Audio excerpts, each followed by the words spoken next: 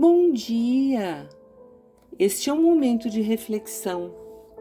Fortaleça o seu coração e envie essa mensagem a todos que ama. O que Deus quer de você? Deus não cria autômatos, não cria robôs, cria espíritos para a liberdade e a responsabilidade. Assim disse Herculano Pires. Falar sobre Deus é sempre uma tarefa difícil. Muito se tem dito e escrito sobre Deus, mas o homem ainda tem dificuldade de entender o que é Deus. Gosto muito da pergunta que Allan Kardec formulou aos espíritos superiores. Indagou Kardec: o que é Deus? Melhor foi a resposta dada pelos espíritos da codificação. Deus é a inteligência suprema, a causa primária de todas as coisas. Está no Livro dos Espíritos, questão número 1. Allan Kardec não fez rodeios, foi direto ao assunto e perguntou o que era Deus. Veja que o professor Kardec não indaga quem é Deus, mas o que é Deus, dando mostras de sua abertura mental para compreender a natureza do Criador. A resposta oferecida foi simples, mas esclarecedora. Deus é a inteligência suprema, ou seja, é o supremo poder pensante do universo. O célebre cientista Albert Einstein referiu-se à existência de um poder inteligente comandando todo o cosmos. Einstein dizia que quanto mais conhecia o universo, mais acreditava em Deus. Sendo Deus soberanamente justo e bom, porque não se concebe a ideia de um Deus injusto, haveremos logo de concluir que o acaso não existe, pois tudo no universo decorre de uma inteligência superior. O próprio Einstein afirmou que Deus não joga dados com o universo.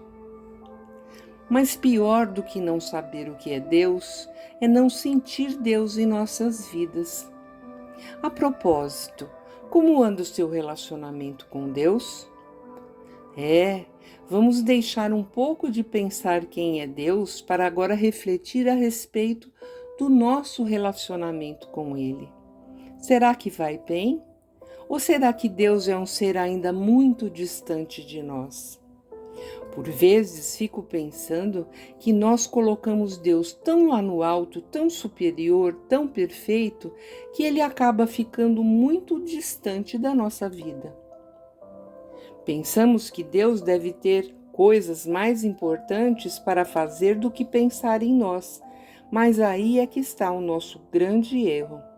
De fato, Deus é mesmo a suprema perfeição, mas tal atributo não faz dele um ser isolado e distante de nós, pobres criaturas mortais. Ao contrário, Criador e criatura estão ligados por laços inquebrantáveis e eu diria, sem medo de errar, que Deus nunca esteve distante de nós, embora o inverso nem sempre aconteça.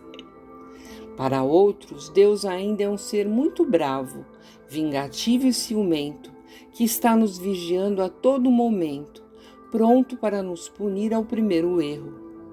Ainda guardamos lembranças do Deus apresentado por Moisés ao povo hebreu. Talvez Moisés não tivesse outra saída, pois comandava uma nação politeísta e tinha então a necessidade de apresentar um Deus meio ciumento, Senhor dos exércitos, a fim de que a concepção monoteísta fosse assimilada. E assim muitos ainda guardam a imagem daquele Deus rancoroso que anda de chicote na mão a distribuir chibatadas.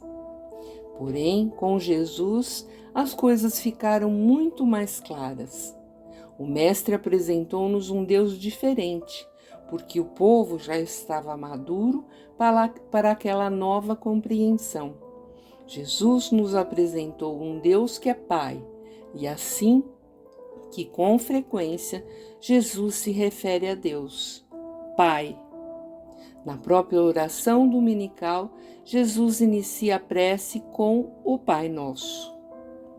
E o mundo ficou estremecido quando Jesus chamou Deus de Pai. Que assim seja. Nossa leitura de hoje é a primeira parte do capítulo de nome O que Deus quer de você, do livro Sem Medo de Ser Feliz, de José Carlos de Luca, seguido de comentários. O tema nos faz refletir que nosso Mestre Jesus, quando esteve encarnado em nosso planeta há mais de 2000 anos, apresentou-nos verdadeiramente a Deus. Um Deus maravilhoso, muito diferente daquele que era conhecido e temido naquela época. Um Deus ao qual devemos amar sobre todas as coisas. Nos apresentou Deus como sendo um Pai, o Pai de todo o universo, o Pai amoroso que nos criou, que quer o nosso bem, nosso aprendizado, nossa evolução, que é justo e bom, que nos oferece quantas oportunidades que precisarmos para nos melhorarmos e para redimirmos algum tipo de erro, que nos perdoa sempre, que torce por nós quando acertamos e que nos aconselha e ampara quando erramos. Um Pai que está sempre conosco a oferecer seu amor em todos os dias de nossas vidas. E nós, ouvintes, estamos amando e nos relacionando proximamente com esse nosso Pai da vida? Estamos conversando com Ele todos os dias, pedindo suas bênçãos e seus conselhos? Estamos abrindo nossos corações sobre nossas angústias, sofrimentos, nossos dias difíceis e nossos momentos felizes?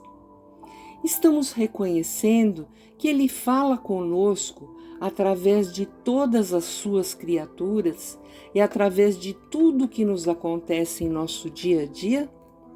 Seja um transeunte na rua, um amigo, um livro, um programa de TV? Pensemos nisso. Tenhamos todos uma excelente segunda-feira e uma semana abençoada na companhia de nosso Mestre Jesus. Graças a Deus.